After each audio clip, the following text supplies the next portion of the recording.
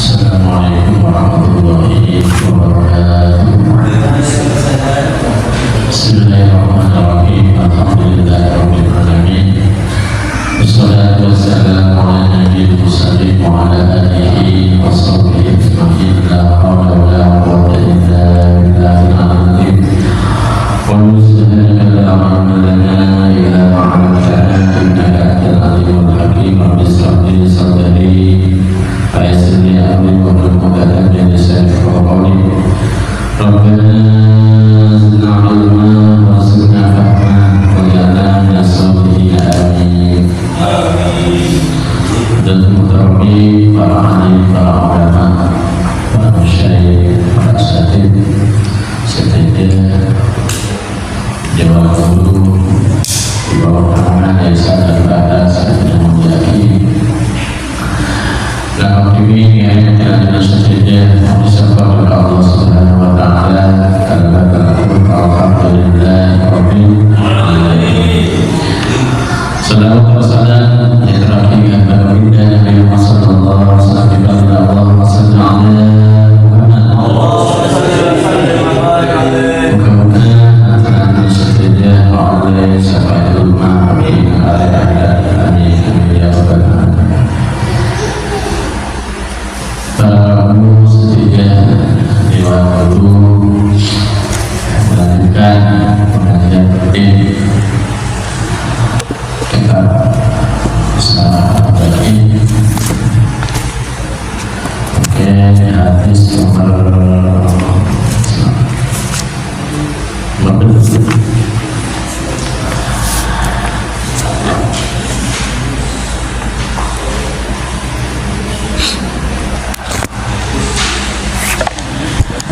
Bismillahirrahmanirrahim. Al-hadis as-sani hurmatul dima'i muslimin wa amwalihim.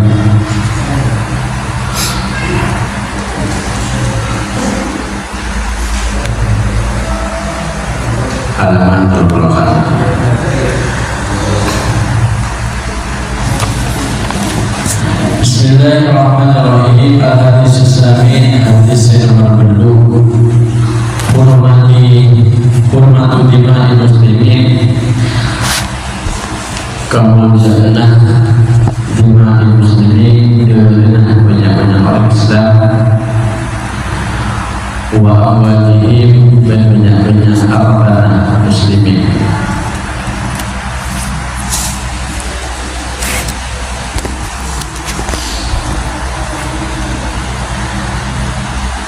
Ibnu Umar radhiyallahu anhu menceritakan dari Abdullah bin Umar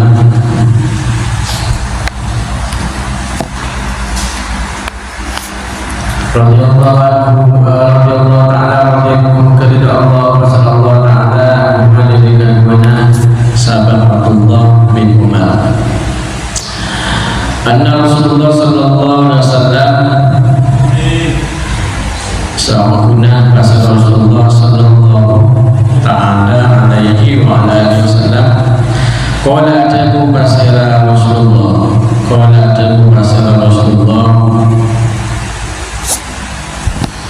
umirtu an uqatilan nas umirtu ibaqal qawla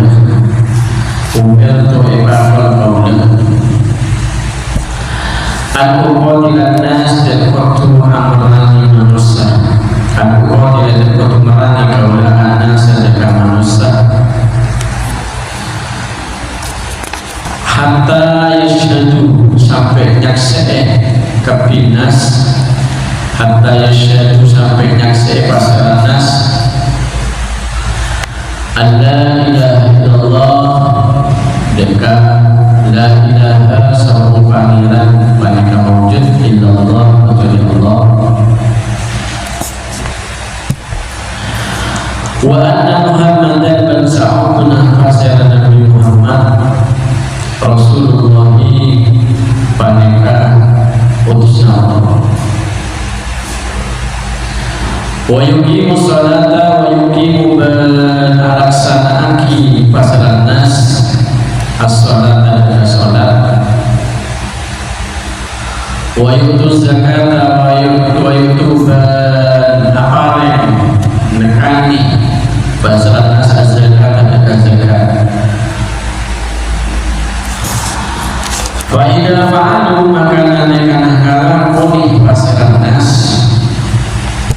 Wa idza fa'alu maka nalikana ngalakoni basaran nas dari kadang seperti syahadat, sholat, zakat.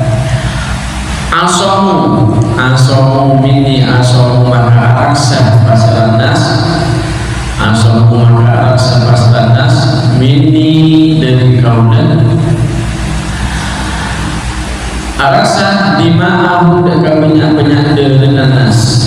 Dima'ahu dekat banyak-banyak dengan nas. Wa aqwalahu banyak-banyak harta nas. Illa kecuali bihaqil islami kalau berhak Islam. Wa hisabuhum bantini tomah nas atau hisab nas Allahi manikai kata Allah Ta'ala menurut bahasa Allah. Rawat al-Laki udhaka hadis al-Bukhari bahasa Imam Bukhari wa Muslim bahasa Muslim.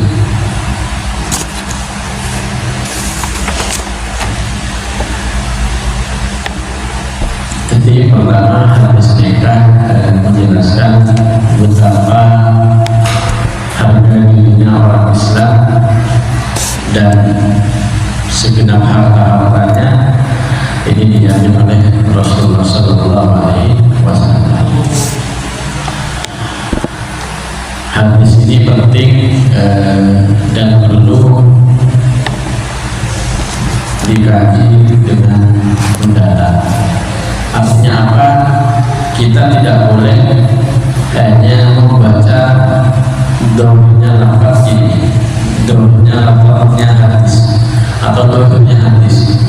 Kenapa? Kalau kita membaca dohirnya maka ini maka akan timbul orang-orang yang radikal, teroris, ya karena salah memahami hadis nikah. Karena kalau tekstual pemahamannya seakan-akan kita diperbolehkan membunuh orang kafir sampai mereka mau mengucapkan syahadat dan seterusnya. Padahal maknanya tidak sesempit itu. Yang penting, karena hadis ini juga terkadang butuh terhadap hadis lain untuk memahaminya dengan detail. Begitu juga ayat Al-Quran. Ayat Quran ini juga tidak bisa dipahami sepotong-sepotong. Terkadang Quran ditafsiri dengan ayat yang lain. Jadi satu ayat ditafsir dengan ayat lain. Begitu juga hadis, satu hadis dimaknai dengan hadis yang lain. Jadi pertama hadis ini diriwayatkan oleh Ibnu Umar, Abdullah Ibnu Umar. Ini putranya Sayyidina Umar, Nabi Khalifah, kelahiran 690 Masehi, kemudian wafat 693 Masehi. Jadi umurnya kira-kira belum puluh tahun.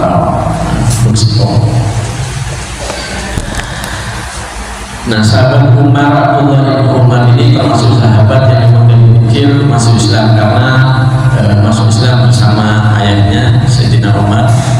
Kemudian juga sempat akan mengikuti peperangan pada waktu itu, perang Badar kalau tidak salah. Tapi karena terlalu kecil masih dianggap tidak cukup umur, nah ditolak sahabat Rasulullah.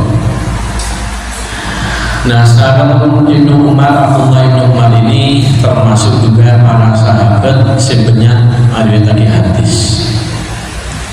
Bahkan yang diwakili terbanyak kedua setelah Siti Aisyah.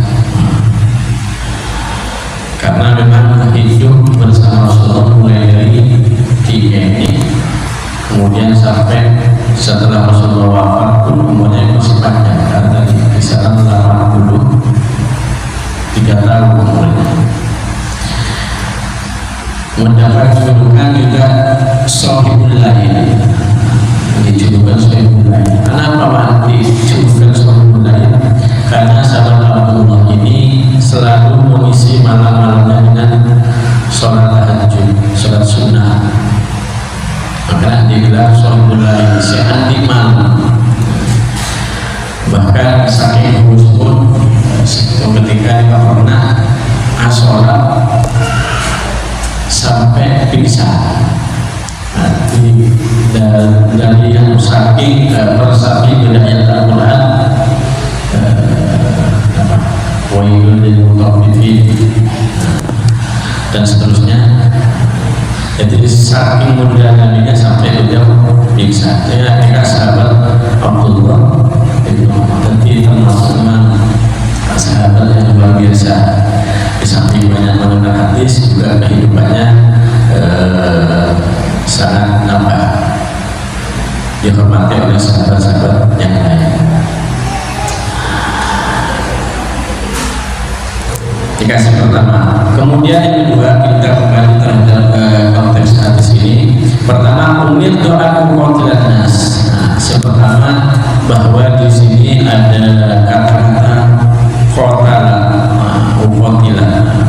qatala yang qatil, menjadi musarraf tasoki paham. Jadi kata-kata qatilah dan aktul ini kan lain. Mun aktul, jadi yang aktif hanya dari satu pihak, makanya namanya aktul membunuh. Tapi kalau qatil yaitu perang. Dan konteksnya hadis ini di halaman 40 sana, bahwa hadis ini dikeluarkan oleh Rasulullah, disampaikan oleh Rasulullah. Konteksnya adalah dalam perang Khaybar. Perang Khaybar ini peperangan di mana Rasulullah pada waktu itu bersama sahabatnya mengepung yang namanya kawasan Khaybar. Kawasan Khaybar ini kawasan yang sangat subur. Di sana banyak dikuasai oleh orang-orang Yahudi. Nah, orang-orang Yahudi di Khaybar ini sering membisiki kelompok-kelompok sekitar supaya menyerang Rasulullah. Akhirnya pada waktu itu Rasulullah bersama para sahabat, karena kembali jaraknya agak jauh dari Madinah, sekitar mungkin memakai sekitar kilo lebih. Pada waktu itu 2 hari 3 hari perjalanan untuk sampai ke Khaybar. Nah, sebelum peperangan ini Rasulullah ada la'utiyanna rayyan wa dan rajulan yuhibbullah wa rasulah yafahullahu ala yadayhi, bahwa Rasulullah akan memberikan bendera komando atau panji terhadap seorang laki-laki yang mana ciri-cirinya laki-laki tersebut yuhibbullah wa rasulah, orang laki-laki tersebut cinta kepada Allah dan Rasulnya. Yang melalui orang laki-laki ini yaftahullah ala yadayhi, kemenangan di perang Khaybar ini akan diraih oleh kaum muslimin. Nah, para sahabat penasaran serah yang akan dituju oleh Rasulullah. Qala Umar ma ahbabtu alima rafaqtu illa yawma idin fatasharrafat laha wajalun antaina. Jadi para sahabat penasaran bahkan berharap agar bendera komando ini diserahkan ke mereka masing-masing. Tetapi pada akhirnya Rasulullah fada'a alayhi Sayyidina Ali pernah, dan pada waktu itu ternyata Sayyidina Ali pernah songkan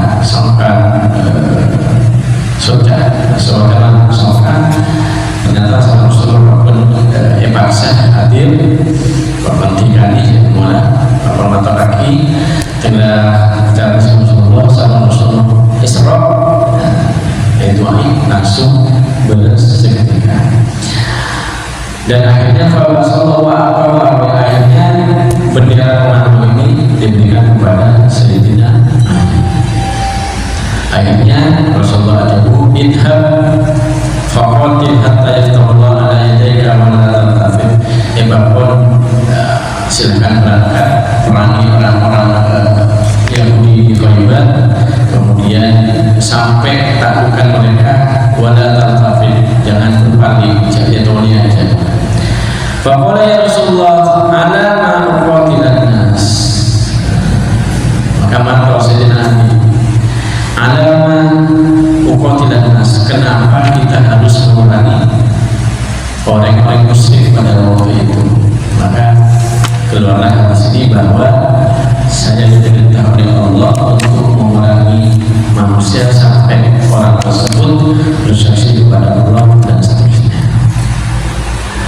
Jadi hadis ini konteksnya adalah peperangan, tak bisa sampai diterapkan di zaman sekarang. Mereka pergi ke Masjid bahaya, jadi Najina yang Makassar berhubung dengan Najina berhubung karena perekonomiannya rata-rata dibatasi oleh China, termasuk orang-orang yang melakukan kajiannya. Jadi konteksnya hadis ini tidak bisa diterapkan hari ini. Pertama alasannya hadis ini dikeluarkan dalam konteks peperangan. Kita sekarang hidup damai dengan non-muslim, apalagi kita berada di negara Indonesia. Yang pertama. Yang kedua, Anas. Kata-kata Anas di sini tidak bisa dimahami secara umum. Semua manusia misalnya si kafir kemudian perlu diperangi, tidak seperti itu. Jadi kata-kata Anas kalau disebut maka dekat memang maknanya adalah manusia, tapi ada tidak semua manusia, bisa sekelompok besar maupun sekelompok kecil. Ini dibuktikan dengan ayat Al-Quran di antaranya misalnya ayat wa'adzin fin nasi bil haji, bahwa Allah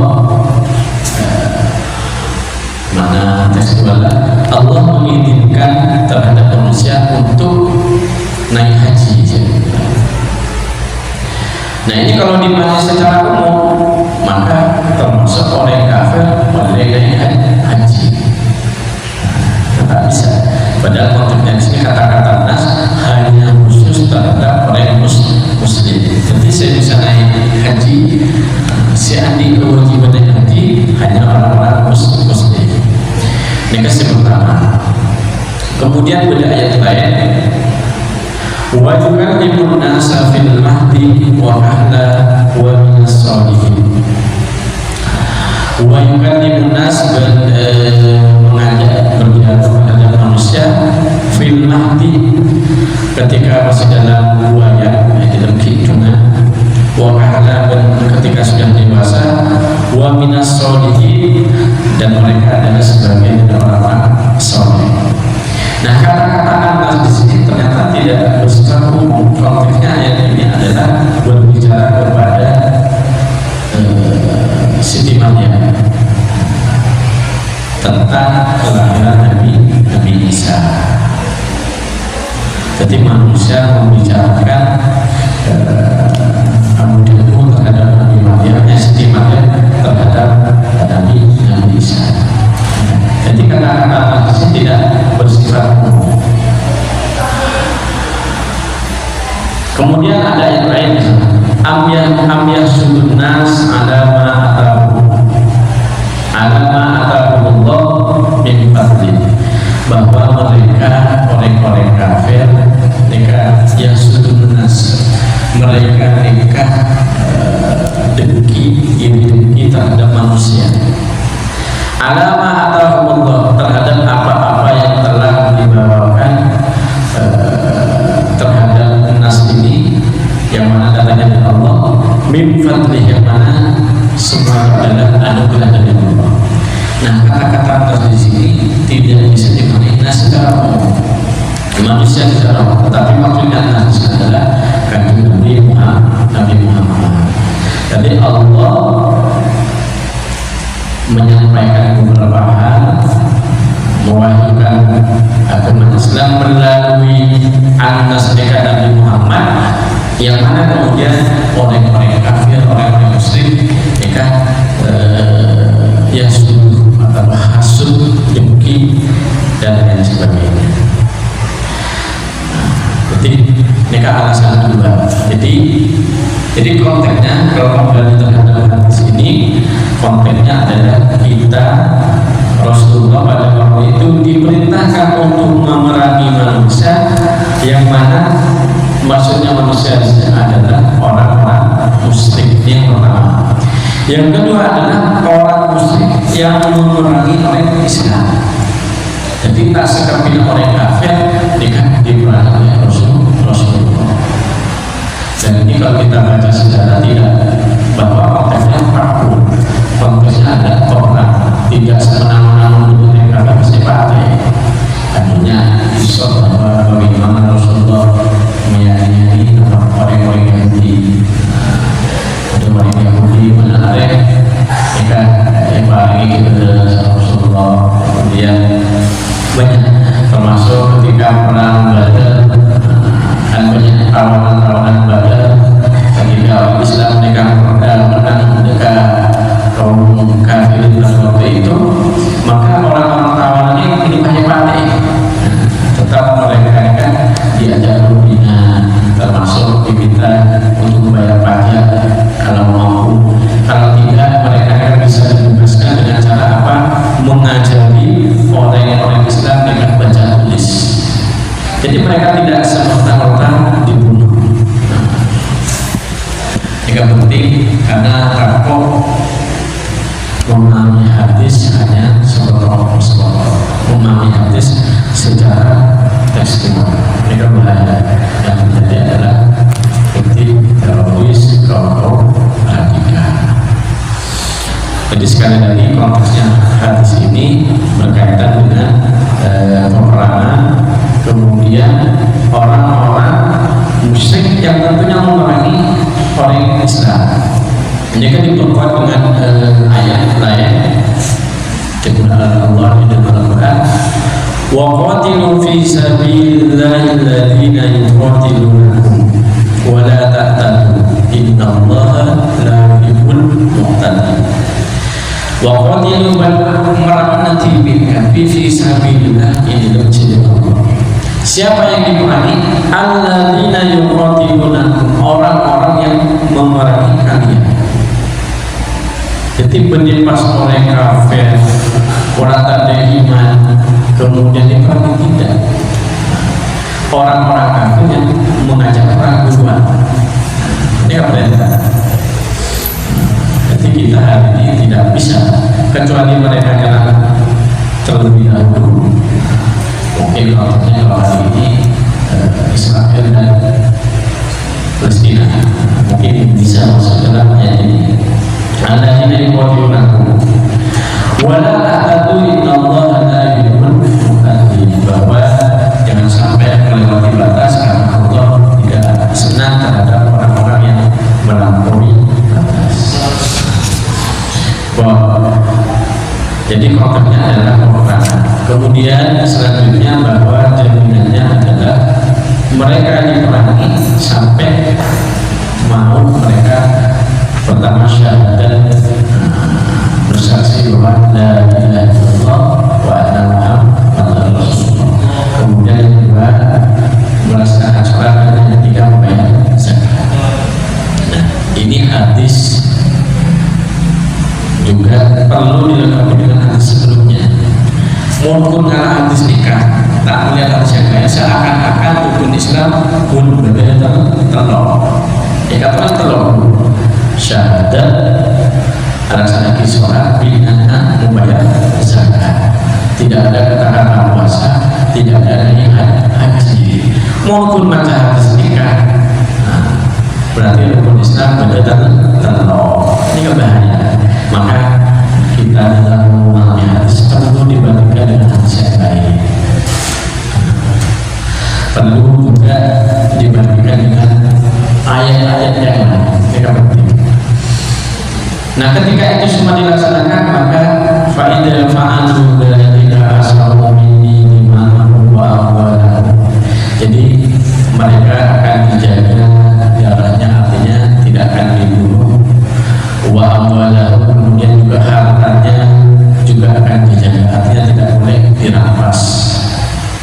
illa dari Islam, kecuali dengan dasar Islam. Apa dasar Islam? Yaitu ketika orang misalnya membuat zina, dan ada raja bagi zina musol, kemudian ada kisos orang-orang yang membunuh, maka balasnya adalah juga dikisos. Tapi ini juga bisa dipraktekkan hanya negara-negara Islam. Atau mungkin bisa cerita bulan-bulan terlihat hebat lagi ya. Jika sudah lain. Kemudian wa hisabuhum 'ala Allah Ta'ala. Kemudian apakah mereka benar-benar beriman atau tidak? Wa hisabuhum 'ala Allah Ta'ala. Jadi nanti hisabun yang berjatuh. Nanti yang dihukumi adalah dohirnya saja. Ketika mereka sudah mau syahadat, maka sudah mereka terjamin harga dirinya, kemudian keluarganya, hartanya semua dijaga. Urusan PAP harta, jika Allah yang menilai segala-galanya. Makanya sebuah kejadian bahwa ketika peperangan para sahabat, jadi orang-orang kafir ketika mereka dalam posisi sudah terjepit, jadi mereka mengucapkan syahadat, asyhadu an la ilaha illallah. Nah, para sahabat yang tulis karena menganggap bahwa syahadat mereka ini ya malaikat tak pakai. Nah, ketika Rasulullah dan tak pakai, ketika Rasulullah tukar sampai wajah beliau nekam merah saking itu karena dia merah, karena menganggap bahwa yang bisa menilai secintaannya seseorang hanya Allah. Jadi kita hanya menghukumi dohirnya. Ketika seseorang dohirnya sudah bersyahadat, maka kita menilai bahwa dia adalah orang Islam. Ketika mereka sudah sholat dan yang silakan, maka dia adalah orang urusan tidak sesuai dengan wahisabu al-Allahi Ta'ala. Jadi bahwa kesimpulannya bahwa kita bahwa dalam memahami hadis ini perlu hati-hati. Jadi tidak boleh hanya memahami hadis secara tekstual.